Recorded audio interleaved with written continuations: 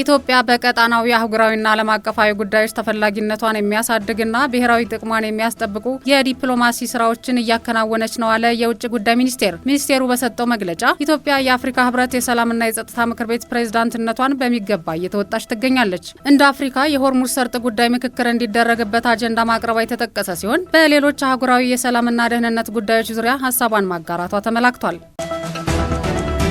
የኢትዮጵያ አየር መንገድ በሀገር ግንባታ ጉልህ ሚናው ብሔራዊ ኩራትን ከመፍጠር ባለፈ የአፍሪካ አቪዬሽን የልህቀት ተምሳሌት መሆኑን የመንግስት ከፍተኛ አመራሮች ገለጹ። አየር መንገዱ የተመሰረተበትን 80ኛ ዓመት በማስመልከት ከደንበኞችና አጋሮች ጋር የደንበኞች ተሞክሮ መድረክ ተካሂዷል። የገንዘብ ሚኒስትር አህመድ ሺዴ እንዳሉት የኢትዮጵያ አየር መንገድ የላቀ ውጤት ያለውና ለረጅም ዓመታት ስኬትን ማስቀጠል ያስቻለ ግዙፍ የመንግስት የንግድ ኩባንያ ነው። የፕላንና ልማት ሚኒስትር ዶክተር ፍጹም አሰፋ በበኩላቸው አየር መንገዱ ሁሉም የኔ የሚለው የጋራ ማንነት መግለጫ ብሔራዊ ድርጅት መሆኑን ገልጸዋል። ከጋምቤላ ክልል ባለፉት 9 ወራት 5535 ኪሎ ግራም የወርቅ ምርት ለብሔራዊ ባንክ ገቢ ተደርጓል አለ የክልሉ ማዕድን ቢሮ። የቢሮው የ2018 በጀት ዓመት የ9 ወራት እቅድ አፈጻጸም ሪፖርት የክልሉ ርዕሰ መስተዳድር አለሚቱ ሙድ በተገኙበት ቀርቧል። ወይዘሮ አለሚቱ ሙድ በዚህ ወቅት እንዳሉት በዘርፉ የታየው አፈጻጸም ካለፈው ዓመት ጋር ሲነጻጸር ከ1275 ኪሎ ግራም በላይ ብልጫ አለው።